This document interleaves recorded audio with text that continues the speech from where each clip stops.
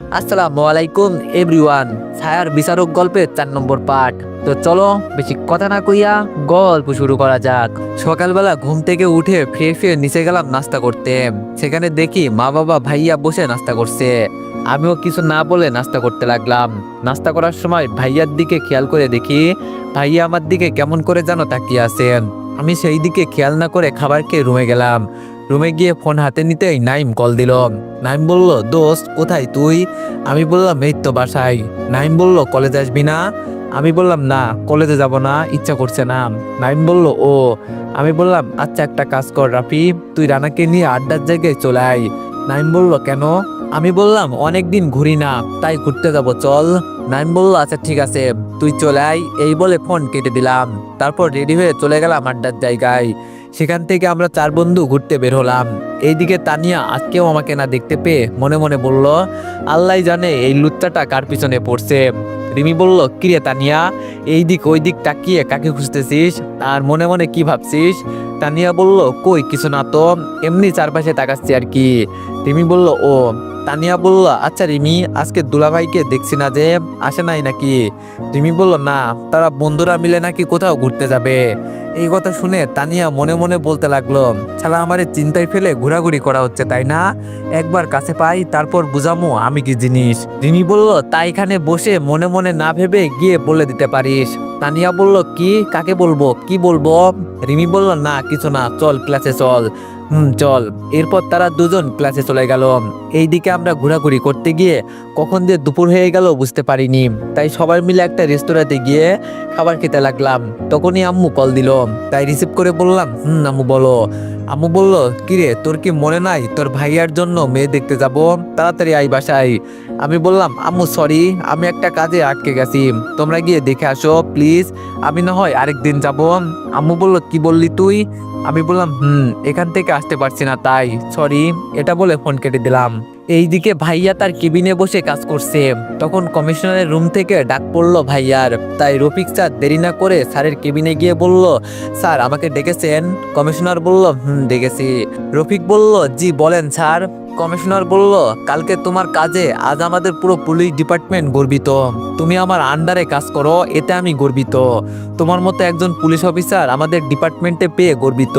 রফিক বলল, স্যার কি যে বলেন না, এটা আমার কাজ, আর আমি আমার কাজ সততার সাথে করতে ভালোবাসি। কমিশনার বলল, গুড, আশা করি সামনে এমনভাবে এগিয়ে যাবে। রফিক বলল, ইনশাল্লাহ স্যার, আমি আমার জীবন দিয়ে হলেও এই দেশকে রক্ষা করব। কমিশনার বলল, আচ্ছা তাহলে আজকের মতো তোমার ছুটি, আমিও বাড়ি যাব, কারণ আজকে আমার একমাত্র মেয়েকে ছেলেপক্ষ দেখতে আসবে। রফিক স্যারের এই কথা শুনে তার মুখে থাকা হাসিটা কোথায় যেন উড়ে গেল। কোনো মতে নিজেকে সামলে বলল, জি স্যার, তাহলে আমি আসি। এটা বলে রফিক কমিশনের রুম থেকে বের হয়ে নিজের কেবিনে গিয়ে ধপাস করে বসে পড়ল। অনেক্স হচ্ছে সবচেয়ে বিশ্বস্ত বুকমেকার, পিএইচডি এবং সিরিয়া এই অ্যাপের অফিসিয়াল পার্টনার। এই অ্যাপে আপনি cricket, football, tennis live match দেখে এবং তাদের ভবিষ্যৎবাণী করে সহজেই অর্থ উপার্জন করতে পারবেন। সেই সাথে বিএমডাব্লিউ গাড়ি, আইফোন, ল্যাপটপ এবং আরো অনেক নগদ পুরস্কার জেতারও সুযোগ রয়েছে। এই অ্যাপটিতে আপনি ক্র্যাশ ক্রিস্টাল 21 ইত্যাদি গেম খেলে সহজেই আয় করতে পারবেন। আপনি বিকাশ, নগদ, রকেট, ব্যাংক, ক্রিপ্টো, পেপাল এবং অন্যান্য সহজ পদ্ধতির মাধ্যমে সহজেই আপনার জেতা টাকা তুলতে পারবেন। এখানে আপনি 24 ঘন্টা 7 দিন গ্রাহক সহায়তা পাবেন। তাই এখনই গুগলে অনেক সার্চ করে প্রথম ওয়েবসাইটে গিয়ে রেজিস্ট্রেশন করুন। আর হ্যাঁ, রেজিস্ট্রেশনের সময় আমার প্রোমো কোড VOTO7 ব্যবহার করে প্রথমবার ডিপোজিটে 20,000 টাকা পর্যন্ত পান। আর সাথে তার 2 চোখ দিয়ে গড়িয়ে পড়ছে ফুটা ফুটা পানি। রফিক বলল, নুসরাত, তাহলে সত্যি তুমি আমার ভালোবাসা বুঝলে না? আমি কি করলে তুমি আমার ভালোবাসা বুঝতে? তোমাকে কতটা ভালোবাসি বুঝতে? শুধু এখন এই জীবনটা দেওয়া বাকি, কিন্তু এই জীবন আমি দিতে পারবো না। নিয়তির কি খেলা দেখো, আমি তোমাকে ভালোবাসি কিন্তু তুমি আমাকে না। কিন্তু আজকে তোমাকে ছেলেপক্ষ দেখতে যাবে আর আমার বাবা মা মেয়ে দেখতে। নুসরাত ভালো থেকো, আর কখনো কেউ তোমাকে বিরক্ত করবে না, আর কেউ ভালোবাসি বলে জ্বালাবে না। ভালো থেকো। এই বলে রফিক ওয়াশরুমে গিয়ে ফ্রেশ হয়ে কেবিনে গিয়ে কিছুক্ষণ কাজ করে বাড়ি চলে গেল। তারপর বিকাল হতে আম্মু আব্বু ভাইয়া মেয়ে দেখতে চলে গেল। এইদিকে আমরা বিকাল পর্যন্ত ঘোরাঘুরি করে আবার আড্ডার জায়গায় এসে আড্ডা দিতে লাগলাম। তখনই আমার চোখ রাস্তার পাশে 2টা মেয়ের দিকে পড়তে আমি চিনতে ভুল করলাম না, কারণ এরা হলো তানিয়া আর রিমি। আমি দেরি না করে এক দৌড়ে তানিয়ার সামনে গিয়ে বললাম, হাই তানিয়া, জানু, কি খবর তোমার? তানিয়া রেগে বলল, আমার খবর জেনে তুই কি করবি? আমি বললাম, আরে তুমি তো আমার বউ হবা, তাই জানতে হবে না? তানিয়া বলল, কেন, যার পিছনে ঘুরতেছিলি সে কি পাত্তা দিচ্ছে না যে আবার আমার পিছনে ঘুরতে আইলি? আমি বললাম, না জানো, তুমি ছাড়া তো আর কেউ আমাকে পাত্তা দেয় না, তাই তো তোমার কাছে আসলাম। তানিয়া বলল, তোর মতো স্যাঁচরাকে কে পাত্তা দিবে? আমি বললাম, কেউ না দিলেও তুমি দিলে হবে জানো। তানিয়া বলল, একদম আমাকে জানু বলবি না বলে দিলাম, তা না হলে। আমি বললাম, তা না হলে আদর করবা তাই না বেবি? তানিয়া বলল, দেখ ভালো হবে না কিন্তু। আমি বললাম, তাহলে কি প্রীত হবে? তানিয়া বলল, উফ, তোর মতো বকাটের সাথে কথা বলাটাই লস। আমি বললাম, তাহলে বিয়ে করে নাও। তানিয়া রেগে চলে যেতে লাগলো, আর আমি তার যাওয়ার দিকে তাকিয়ে বললাম, রাগ করিও না সুন্দরী, তোমাকে হাসলে মানাই বেশি। এটা বলে আবার বন্ধুদের কাছে চলে গেলাম। তারপর আরো কিছুক্ষণ আড্ডা দিয়ে বাসায় চলে আসলাম। বাসায় আসতেই আম্মু আমাকে কিছু বলার সুযোগ না দিয়ে মিষ্টি একটা মুখের মধ্যে দিয়ে বলল, আরে বাবা, কি মেয়ে পছন্দ করলি, ছবির থেকেও সামনাসামনি আরো সুন্দর, আর তোর ভাই তো প্রথম দেখাতেই রাজি হয়ে গেল। আমি এই কথা শুনে খুশি হয়ে বললাম, তাই বিয়ে কখন? আম্মু বলল, এই মাসের 25 তারিখ। আমি বললাম, ও আচ্ছা। এটা বলে রুমে চলে আসলাম। রুমে এসে কিছুক্ষণ পরে খাবার খেতে গেলাম। নিচে গিয়ে দেখি সবাই বসে আছে। আমি একটা টেবিল নিয়ে বসে চুপচাপ খেতে লাগলাম। আম্মু আব্বু খুশি হয়ে অনেক কথা বলছে, আর আমি আর চোখে ভাইয়ার দিকে তাকাতেই দেখি ভাইয়া আমার দিকে কেমন করে যেন তাকিয়ে আছে। আমি সেই দিকে খেয়াল না দিয়ে নিজের মতো করে খাবার খেয়ে রুমে চলে আসলাম। এইদিকে আমার এমন চুপচাপ স্বভাব দেখে আব্বু বলে উঠল, এ আবিরের কি হলো বলতো, আজ 2 দিন ধরে দেখছি চুপচাপ থাকে। রফিক, তোর সাথে কি কিছু হয়েছে? ভাইয়া বলল, কই কিছু হয়নি, তারপরও আমি দেখছি। এটা বলে ভাইয়া খাবার খেয়ে আমার রুমের দিকে আসতে লাগলো। আমার রুমে ভাইয়া প্রবেশ করে দেখে আমি ফোন টিপতেছি। ভাইয়া বলল, কি করিস আবির? এইদিকে আমি ফোন টিপতেছিলাম। হঠাৎ আমার রুমে ভাইয়াকে দেখে অবাক হয়ে গেলাম। আমি আস্তে করে বললাম, ফোন টিপতেছি। ভাইয়া বলল, তুই কি আমার উপর রেগে আছিস? আমি বললাম, আমি রেগে থাকার কে, মানুষ রেগে বা অভিমান করে আপন মানুষের উপর, আমি তো। ভাইয়া বলল, প্লিজ আবির, এমনটা বলিস না, আমি তখন বুঝতে পারিনি, সরি।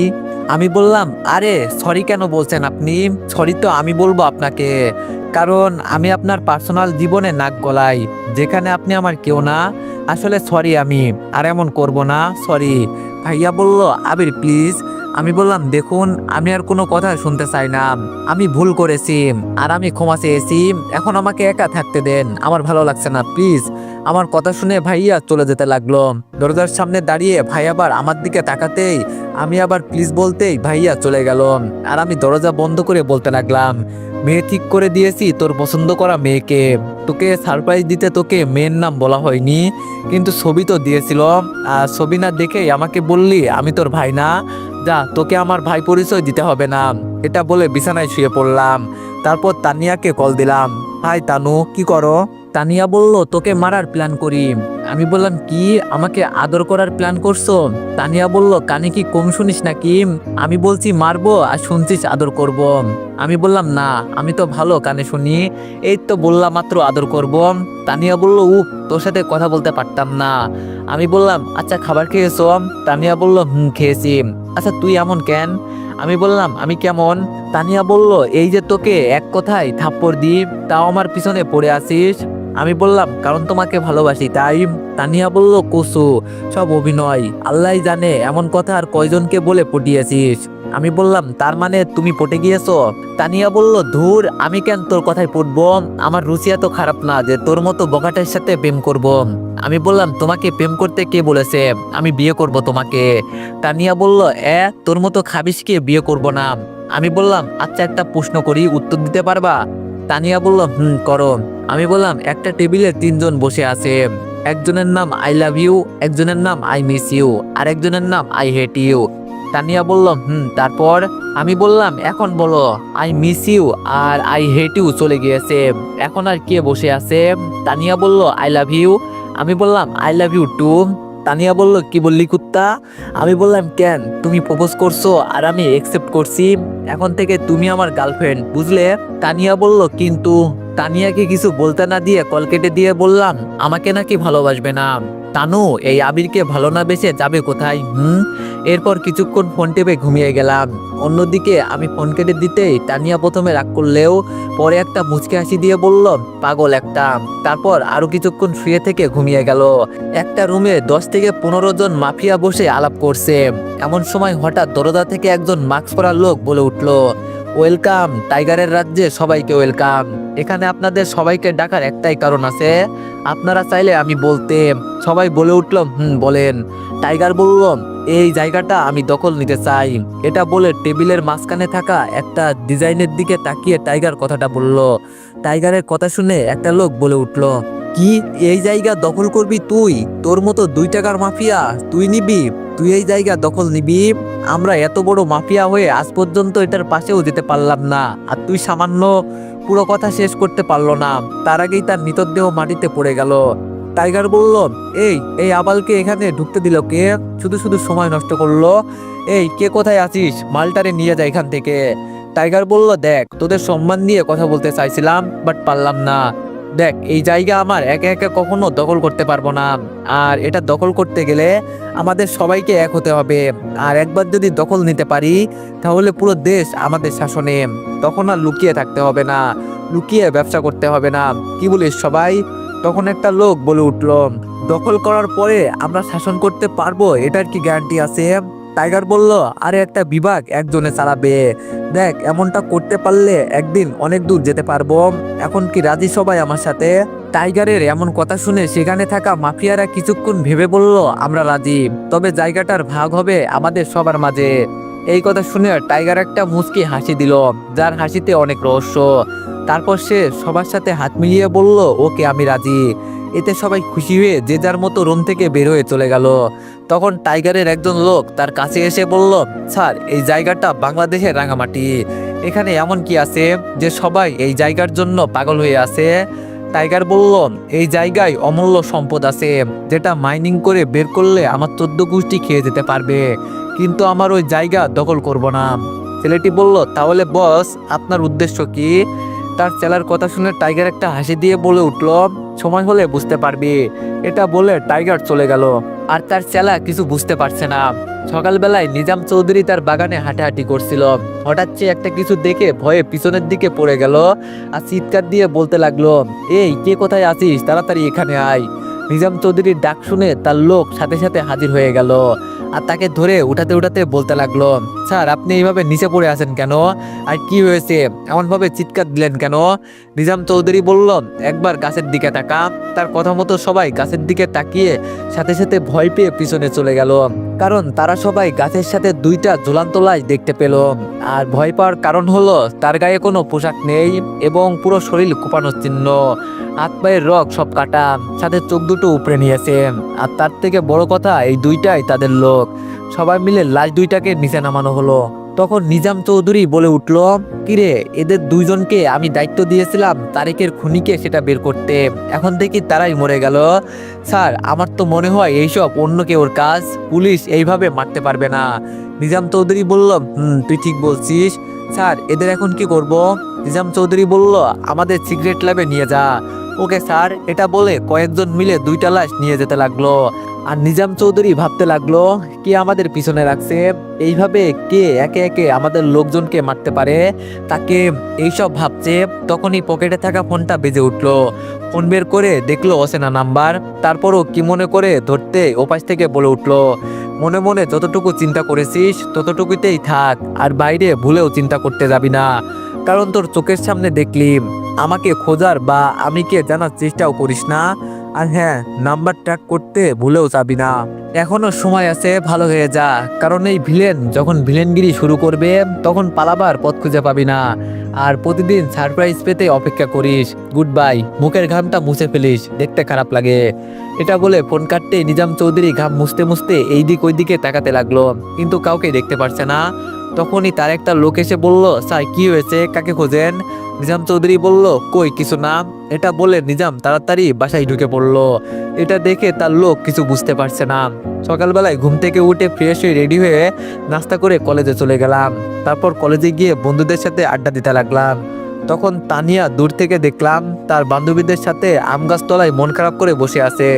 এটা দেখে আমি উঠে এক দৌড়ে তানিয়ার সামনে গিয়ে বললাম, জানো কি হয়েছে তোমার, মন খারাপ কেন? কিন্তু তানিয়া কিছু বলছে না। তাই আমি আবারও বললাম, চুপ করে আছো কেন, কি হয়েছে বলো তানু, মন খারাপ কেন? তোমার মন খারাপ হলে আমার ভালো লাগে না। কিন্তু তানিয়া এখনো মাথা নিচু করে বসে আছে। এইবার রিমির দিকে তাকিয়ে বললাম, কি হয়েছে ভাবি? রিমিও দেখি মাথা নিচু করে বসে থাকলো। এইবার তাদের এমন ব্যবহারে আমার মনে খটকা লেগে গেল। তাই আমি তানিয়ার থুতনিতে হাত দিয়ে মাথা উপরে তুলতেই দেখি তানিয়ার চোখে পানি। আমি তানিয়ার চোখে পানি দেখে নিজেকে সামলাতে পারছি না। আমার কেন জানি সহ্য হচ্ছে না। তাই আমি হাঁটু গেড়ে বসে তানিয়াকে বললাম, এই তানু আমার কলিজা, তোমার কি হয়েছে? আমাকে বলো না, এইভাবে চুপ করে থেকো না। তোমার নীরবতা আমাকে কষ্ট দিচ্ছে। তোমার চোখের পানি আমাকে আঘাত করছে। কে তোমাকে বকা দিয়েছে আমাকে একটিবার বলো, তারপর আমি কি করি দেখবা। তোমাকে বকা কষ্ট দেয়া কতটা অপরাধ। আমি এই কথা বলতেই হঠাৎ তানিয়া আমাকে জড়িয়ে ধরে কান্না করে দিল। তানিয়ার এমন কান্না দেখে আমার বুকে মোচড় দিয়ে উঠলো। তারপর তানিয়াকে গাছতলে বসিয়ে আমি রিমির হাত ধরে টেনে এক সাইডে নিয়ে আসলাম। তারপর বলতে লাগলাম, রিমি ভাবি, তুমি আমার বোনের মতো এবং তুমি ভালো করে জানো আমি তানিয়াকে কতটা ভালোবাসি। তাই বোন হয়ে এই ভাইকে মিথ্যা বলবা না, সত্যি করে বলো তানিয়ার কি হয়েছে। আমার এই কথা বলতে রিমি আপু আমাকে যেই কথা বলল, সেই কথা শুনে আমার মাথায় রক্ত উঠে গেল। রিমি আমাকে বলল, ভাইয়া কাল বিকালে আপনাদের সাথে কথা বলার পর যখন আমরা বাড়ির দিকে হাঁটতে যাই, তখন কিছু দূর যেতেই রকি ও তার বন্ধুরা আমাদের আর তানিয়াকে বিরক্ত করে। আর তানিয়া এটা সহ্য করতে না পেরে রকিকে থাপ্পড় দিয়ে বলে, তোর মতো লুচ্চা গুন্ডাকে বিয়ে করতে আমার বয়ে গিয়েছে, নেক্সট টাইম আমার সামনে পড়বি না কুত্তার বাচ্চা। এটা বলে তানিয়া আর আমি সেখান থেকে চলে আসি। আমি বললাম, তাহলে তানিয়া এমন মন খারাপ করে আছে কেন? রিমি বলল, ভাইয়া ঘটনা এখানে শেষ হয়নি। আমি বললাম মানে? রিমি বলল, মানে হলো আজ সকালে রকি ও তার দলবল নিয়ে তানিয়ার বাড়িতে চলে যায়। তারপর তাদের ধমক দিয়ে বললে, এই শ্বশুর মশাই, তোর মেয়েকে আমার পছন্দ হয়েছে, তোর মেয়েকে আমার লাগবে, তাড়াতাড়ি বিয়ের ব্যবস্থা কর, তা না হলে তোর মেয়েকে উঠিয়ে নিয়ে যাব। রকির এমন কথা শুনে তানিয়া উপর থেকে দৌড়ে এসে রকির গালে আবার থাপ্পড় দিয়ে বললে, কুত্তার বাচ্চা, তোর কি লজ্জা শরম কিচ্ছু নাই? কাল রাস্তায় মারার পরও আবার চলে আসছিস বাড়িতে। তোকে বিয়ে করার চাইতে একটা ছাগলকে বিয়ে করা ভালো, কারণ ছাগলের একটা শিক্ষা আছে, কিন্তু তোর সেই শিক্ষাটাও নাই। তোর মতো চরিত্রহীন লম্পটকে কে বিয়ে করবে?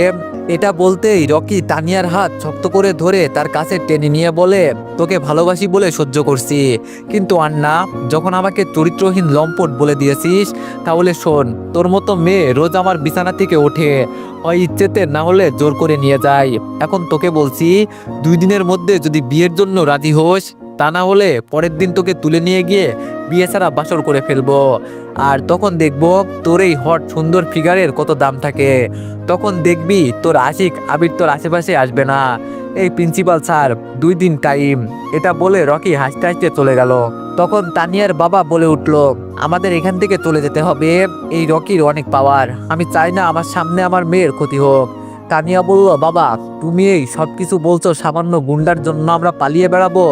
আঙ্কেল বলল, সামান্য গুন্ডা হলে তাকে ধরার সাহস এখানে কারণ নেই। তোর নিজের ইজ্জত বাঁচাতে হলেও আমাদের বা তোদের যেতে হবে এখান থেকে। এটা বলা শেষ করতে পারিনি আঙ্কেল, তখন আবার কোথা থেকে রকি এসে বলল, ভুলেও পালিয়ে যাওয়ার চেষ্টা করবি না, পালানোর চেষ্টা করলে তখনই তুলে নিয়ে যাব। এটা বলে রকি চলে গেল। আর তানিয়া ও তার বাবা মা সবাই সোফায় বসে পড়লো। তারপর তানিয়া নিজের মনকে বুঝিয়ে আমাকে তাদের বাড়িতে নিয়ে গিয়ে সব খুলে বলল। তারপর আমি তানিয়াকে বললাম, দেখ যা হয়ে গিয়েছে তা তো গিয়েছে, সব ভুলে যা, সামনে কি হয় দেখ, কপালে যা হবার হবে। তারপর বুঝিয়ে সুঝিয়ে তাকে কলেজে নিয়ে আসলাম। বাকিটা আপনি দেখছেন ভাইয়া। এতক্ষণ আমি রিমি আমাকে কথাগুলো এক মনে বলছিল। রিমি বলা শেষ করে আমার দিকে তাকাতেই ভয় পেয়ে গেল। দেখলো আমার রাগে চোখ মুখ লাল হয়ে গিয়েছে। এইবার আমি সব শোনার পর তানিয়ার কাছে গিয়ে তানিয়ার হাত ধরে হাঁটতে লাগলাম। তানিয়া বলল, আবির হাত ছাড়ো, ভালো লাগছে না। আমি বললাম, না আমি হাত ছাড়বো না। তানিয়া বলল, দেখো আবির, ভালো হবে না কিন্তু, আমার ভালো লাগছে না, আমাকে একা থাকতে দাও। আমি বললাম, চুপ, একদম চুপ, একা পরেও থাকতে পারবি, এখন আমার সাথে চল। এটা বলে তানিয়ার হাত ধরে হাঁটতে লাগলাম। আমার এমন কাজ দেখে তানিয়া অবাক হয়ে আমার দিকে তাকিয়ে আছে, আর রিমি আমাদের পিছনে পিছনে আসতে লাগলো। আমি তানিয়াকে নিয়ে আসার সময় আমার বন্ধুরা আসতে চাইলেও আমি আসতে মানা করেছি ইশারাতে। তানিয়াকে ডাইরেক্ট রকির আড্ডায় নিয়ে আসলাম। আমাকে ও তানিয়াকে দেখে বলল, আরে আরে দেখ আমার ভালোবাসা নিয়ে আসছে। এটা বলে তার বন্ধু বান্ধব সবাই হাসতে লাগলো। হঠাৎ সবাই হাসা বন্ধ করে দিয়ে পাশে তাকিয়ে দেখে রকির মুখ দিয়ে রক্ত পড়ছে। আমি বললাম, কি রে হাস, থেমে গেলি কেন? হাসতেছিস না কেন? জোরে চিৎকার দিলাম। আমার চিৎকার শুনে সবাই ভয়ে চুপছে গেল। আর তানিয়া আমার দিকে অবাক নয়নে তাকিয়ে থাকলো। রকি গালে হাত দিয়ে বলল, কি রে কুত্তার বাচ্চারা, তাকিয়ে দেখছিস কি, মার শালা রে। এটা বলতেই তার ছেলে পিলে সব আমাকে মারতে আসলে আমি একে একে সব ছেলেকে মেরে মাটিতে লুটিয়ে দিলাম। তারপর সবাইকে মারা শেষ করে রকির দিকে গিয়ে তাকে বললাম, তোকে বেশি কিছু করলাম না, যদি বেশি উঠতে যাস তাহলে তোর পালা কুত্তাদের মতো যেমন করে মারছি তার থেকে বেশি মারবো তোকে। এটা বলে রকির কলার ধরে তানিয়ার সামনে নিয়ে গিয়ে বললাম, এই ছাগলের বাচ্চা মাপচা। রকি বলল, আবির তুই কিন্তু। আর কিছু বলতে দিলাম না, রকির মাথায় থাপ্পড় দিয়ে বললাম, শালা আগে মাপচা তারপর আমাকে ধমক দিস। রকি বলল, তানিয়া আমার ভুল হয়ে গিয়েছে। আমি বললাম, ওই তানিয়া কি? আপু বল। রকি বলল, আপু আমার ভুল হয়ে গিয়েছে, আর আপনার সাথে এমনটা করব না। আপনি কেন? কোনো মেয়ের সাথে এমন করব না। আমি বললাম, যা সুন্দর মতো তোর কুত্তাদের হাসপাতালে নিয়ে যা। এটা বলতেই রকি বলল, সাবধানে থাকিস আবির। এই কথা শুনে আমি রকির দিকে তাকিয়ে একটা মুচকি হাসি দিয়ে সেইখান থেকে এসে বন্ধুদের কাছে চলে গেলাম। এইদিকে তানিয়া এতক্ষণ কি হলো কিছু বুঝতে পারছে না। সামান্য একটা ছেলে হয়ে রকি নামের গুন্ডাকে কিভাবে কি এইসব ভাবছে। তখনই রিমি তানিয়াকে ধাক্কা দিয়ে বলল, কিরে তানিয়া, এখানে দাঁড়িয়ে একা একা কি ভাবছিস? তানিয়া আনমনে বলল, একা কই, আবিরও তো আছে। রিমি বলল, পাগল হয়েছিস, আবির তো অনেক আগেই তার বন্ধুদের কাছে চলে গিয়েছে। তানিয়া বলল, ও আচ্ছা তাহলে চল। তারপর তানিয়া আর রিমি হাঁটতে হাঁটতে ক্লাসরুমের দিকে যেতে লাগলো। আর আশেপাশে ছেলে মেয়ে আবিরের নামে প্রশংসা করছে, সব শুনতে লাগলো। বলছে, যেই ছেলের সামনে কেউ উঁচু গলায় কথা বলতে পারতো না সেই ছেলেকে এমন মার, তাও একা, বলতে হবে ছেলেটার সাহস আছে। এইসব শুনে তানিয়া একটা মুচকে হাসি দিল, তারপর ক্লাসে চলে গেল। এইদিকে আমি আমার বন্ধুদের কাছে যেতেই রানা বলল, হালা তুই এটা কি করলি?